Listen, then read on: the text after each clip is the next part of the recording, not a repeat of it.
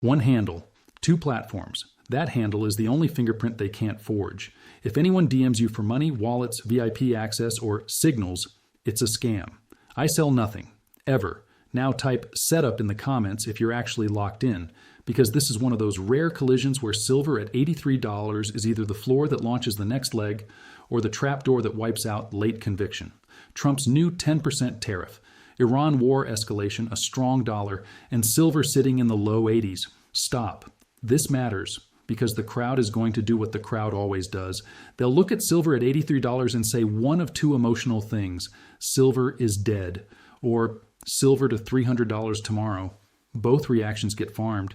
The adult question is different. Is $83 a leverage flush inside a bigger hard asset regime or the start of a deeper unwind? And the answer is inside the exact chain your title calls out. Let's start with the tariff, because this is where the tape actually changed. Reuters reported that after the Supreme Court struck down the earlier IEEPA-based reciprocal tariff regime, Trump pivoted quickly and invoked Section 122 of the Trade Act of 1974 to impose a 10% global import duty for up to 150 days, while opening Section 301 investigations that could enable broader tariffs later. That's not just a trade headline, that's a liquidity headline, because 10% for 150 days sounds temporary, but the combination of Section 122 plus new 301 probes tells markets one thing: trade rules are unstable again. And unstable rules do two things instantly. They raise the probability of slower growth. They raise the probability of stickier inflation. That's the toxic mix. Now here's the part most people miss. The White House fact sheet confirms the mechanics. 10% ad valorem import duty, effective Feb 24 at 12:01 a.m. ET, intended to last through the 150-day window unless modified. So when you say Trump's new 10% tariff, you're not talking about vibes. You're talking about a structural policy shock that forces global markets to reprice costs, flows, and risk. Now layer the war. War doesn't just create fear. War creates logistics risk, energy risk, insurance risk, shipping risk, and that feeds directly into inflation expectations and global liquidity. You've seen this movie.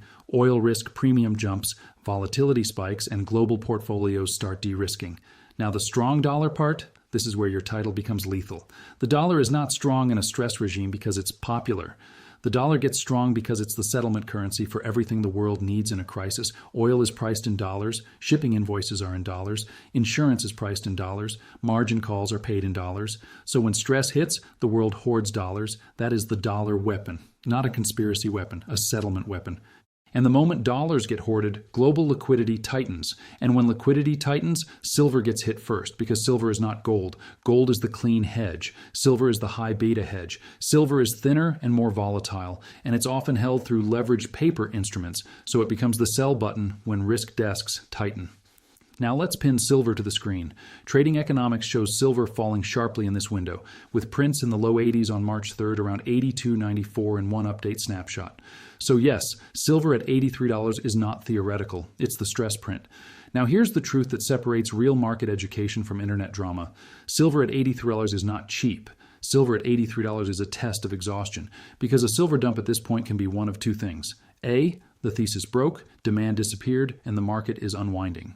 B, the system needed collateral, leverage got flushed, and the market is resetting before the next leg. And the only way to tell which one it is behavior, not belief. Behavior. Stop. Pattern break. Gold is the seatbelt. Silver is the turbo. In a crash, institutions grab the seatbelt first, and they turn off the turbo until they know the road is still dangerous. That's why you can have tariffs plus war plus strong dollar and silver still dumps, because silver is being treated as collateral. Now, let me give you the war secret banks use today, but I'm going to say it clean and honest. It's not secret, it's structure. In stress, institutions do three things. They buy the clean hedge first, gold. They raise liquidity second, dollars cash. They cut high beta third, often silver. That's why silver gets sold even in a bullish macro narrative. Now here's where the script becomes powerful, because your viewer wants what happens next. So I'm going to map two scenarios. Binary, no fantasies. Scenario 1, the dollar squeeze continues. The tariff shock stays alive because the 10% duty is temporary, but the administration signaled future actions via Section 301 probes. War risk keeps energy and inflation fears elevated. The world continues hoarding dollars. In that scenario, silver can stay ugly longer than people expect. Gold can stay strong. Oil can stay strong. Silver can remain choppy and heavy because the dollar is still tightening the noose. This is the scenario where silver looks dead, but it's not dead. It's pinned by liquidity. Scenario 2, the dollar blinks first. This is where $83 the setup becomes real. Tariff shock gets priced. Liquidity stress eases. The dollar stops rising. But war risk persists enough to keep energy inflation fear alive. In that environment, silver flips. It stops being collateral and starts being scarcity. And when silver flips, it doesn't move politely. Silver is thin, so it gaps. That's where the next move feels impossible right until it's already happening. Now stop. Here's the most important line of the entire video. The split is step 1. The flip is step 2. Split bars, gold and dollars lead while silver gets dumped. Flip bars, silver starts outperforming gold as the dollar stops tightening. That's the regime transition you're hunting. Now, how do you catch it without guessing? Here's your 48-hour checklist. Screenshot it mentally. First, dollar direction. If the dollar keeps tightening, silver remains vulnerable. If the dollar stalls or reverses while oil and fear remain active, silver gets room to snap. Second, tariff escalation signals. The policy is framed as 10% for up to 150 days under Section 122, but the Section 301 investigations mean the market can price future escalation. If headlines shift toward higher tariffs are coming, the dollar bid can stay alive longer.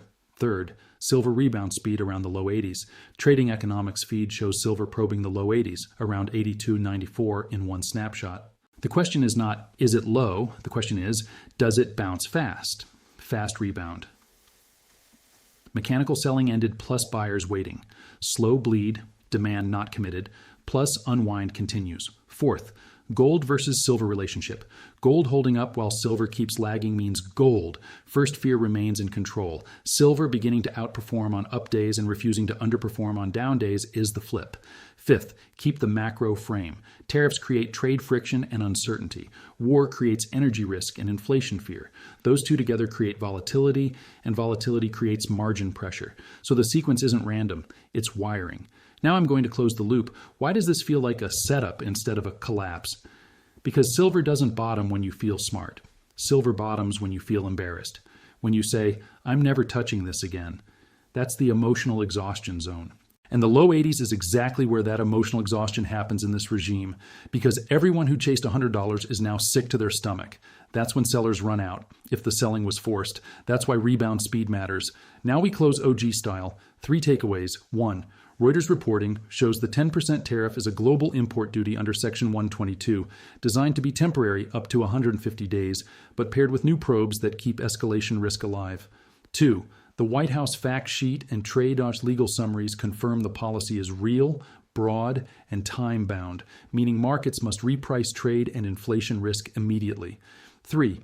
Silver at $83 is the stress print. Trading Economics shows low 80s levels in the March 3 window, meaning the market is currently testing the zone where forced selling either ends or turns into something worse. Here's the cliffhanger. If the dollar blinks first, if liquidity loosens while war-driven stress remains alive, silver at $83 becomes the setup. If the dollar keeps tightening, the cleanse isn't done. This isn't financial advice. This is financial warfare education.